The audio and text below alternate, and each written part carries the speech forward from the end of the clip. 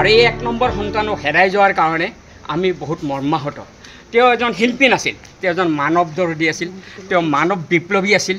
প্ৰজন্মৰ কাৰণে তেওঁৰ ইতিহাস ৰচনা কৰি গৈছে। আজি 100 বছৰৰ ভিতৰত আমি অহা 100 বছৰৰ ভিতৰত তেনেধৰণৰ আমি প্ৰজন্ম নাপাওঁ বুলি আমি জানো, ভাল ধৰণে গম পাওঁ। কাৰণ কিছু বছৰৰ মূৰে মূৰে একোজন মহান ব্যক্তিৰ জন্ম হয়, আৰু এইগৰাকী মহান ব্যক্তি আমি পাইছিলোঁ। আমাৰ দুৰ্ভাগ্য যে আমি খুব কম বয়সতে তেওঁক আমি হেৰালোঁ। আৰু যিসকল ব্যক্তিৰ ষড়যন্ত্ৰত তেওঁ আজি আমাৰ কম সময়ৰ ভিতৰত আমাৰ মাজৰ পৰা আঁতৰি যাব লগা হৈছে, সেইসকল ব্যক্তিক অনতিপলমে সম্পূৰ্ণ মানে বিচাৰ বিবেচনা কৰি চৰকাৰেতো ইতিমধ্যে তদন্ত কৰিয়ে আছে বুলি আমি গম পাইছোঁ। কিন্তু এই তদন্তটো যেনেধৰণৰ হ'ব লাগিছিল সেনেধৰণৰ তদন্ত হোৱা নাই। আমি সৰ্বসাধাৰণ ৰাইজে আমি অনুভৱ কৰিছোঁ। আজি এসপ্তাহ হৈ গ'ল, গতিকে খুব অনতি সোনকালে এই তদন্ত শীঘ্ৰে কৰি আমি অসমৰ জনসাধাৰণক এটা শান্তিৰ বাৰ্তা বহাবলৈ অনুৰোধ কৰিছোঁ।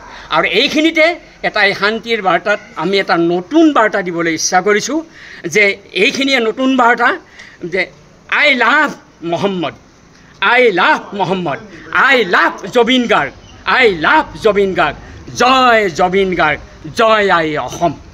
এই সিদ্ধান্তৰে এই সকলো ৰাইজলৈ কামনা কৰিছোঁ। কিয় ভাত খাব লাগে বোলে আপুনি পইচা দিলেও মই আজি চাউল বিচাৰি নাপাওঁ, ক'তো নাপাওঁ, এনেকৈ ক'লে। ঠিক আছে, আমাৰ ঘৰতো ভাত দিব পৰা অৱস্থা আছে, আমি দুপৰীয়া সময়ত ভাত দিলোঁ। কি হ'ল, কি কাৰণে হ'ল বোলে আমাৰ গান গোৱা ভগৱানজন ঢুকাল নহয়। গান গোৱা ভগৱান নাম কি? নামটো জুবিন কৈছে, গায়কটো ক'ব পৰা নাই। যি নহওক, তেওঁ তেতিয়া মোক এটা কথা ক'লে, যিটো দিশ মানৱ দৰদী দিশটো মোক উন্মোচাই দিছে জুবিন গাৰ্গৰ। তেওঁ আমাৰ ক'ভিডৰ সময়ত তেখেতে আমাৰ অঞ্চলত গৰীব মানুহসকলৰ কাৰণে ট্ৰাকত চাউল পঠিয়াই দিছিল। এদিন তেওঁ আহিছিলোঁ বোলো, ট্ৰাকত বস্তাই চাউল দিছিল। এই চাউলখিনিয়ে আমাৰ অন্ততঃ একো নহ'লেও পাচলিও পোৱা নাছিলোঁ, একো পোৱা নাছিলোঁ, ভাতখিনি সিজাইতো খাব পাৰিছিলোঁ। তেনেকুৱা এজন মানুহ ঢুকাই গ'ল।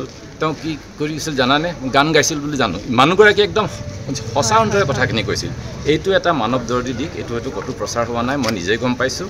গতিকে এইখিনিয়ে মই জুবিন গাৰ্গৰ আত্মাৰ সদগতি কামনা কৰিলোঁ। তেখেতৰ যিবোৰ বাদ বিবাদ চলি আছে, এইবোৰ নিজৰ এটা তদন্ত গতিত আগবাঢ়িব, সেইবোৰ বিষয়ে মই ক'ব নাযাওঁ, মই ক'বও নোৱাৰোঁ এইখিনি বিষয়ে। কিন্তু তেওঁ এজন মানৱ দৰদী আছিল, তেওঁ মুখেৰে যি কওক কি নকওক, কিন্তু অন্তৰখন বহুত খোলা আছিল। সেইখিনিকে মই ক'ব বিচাৰিছোঁ।